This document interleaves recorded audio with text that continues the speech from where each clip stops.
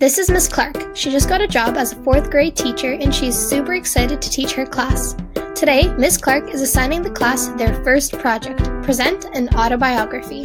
Miss Clark knows her class is full of unique students. She has read many books and articles online to accommodate the project to each individual.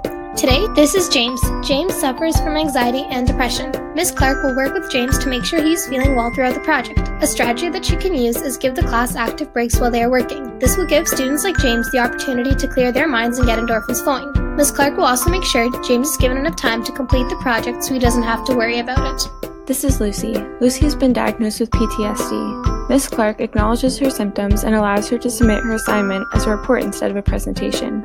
Miss Clark will work with Lucy while she writes her assignment, lending support and comfort, allowing her to use the autobiography as a coping strategy to deal with her traumatic memories. This is Summer. Summer is a kinesthetic learner who prefers hands-on learning opposed to sitting at a desk and taking notes. Learners like Summer can have a hard time sitting down and focusing on the task at hand, so Mrs. Clark has decided to let Summer act out her autobiography and make a video out of it. This allows her to actively learn how to effectively communicate her ideas and enables her to stay active and engaged. Rory. Rory is a shy but motivated girl who has a mild form of autism. She has a hard time focusing on something for more than a few minutes, so Miss Clark allowed her to work on her project in small time increments. Miss Clark says that rather than presenting in front of the class, Rory can present to just her. This allows Rory to complete her project to the caliber that she wishes it to be with less stress. Suzuki is a Japanese boy. He's shy and he has difficulty in speaking English, so Miss Clark decides to give him an assignment of sharing some Japanese cultures embodied in his daily life to the class. Miss Clark will help with some grammar and language problems, give him more time, and also encourage some students whose first language is English to work with. Taylor is a gender-neutral student who uses the pronouns they and them. They come to Ms. Clark and express concern over being ridiculed when they describe their own life's journey in such a personal way. Considering her values concerning respect and equality as well as her efforts to create an inclusive and progressive classroom, Ms. Clark agrees to let Taylor tell the story as a third-person narrator through a picture book. Asher is a friendly and outgoing boy who has cerebral palsy.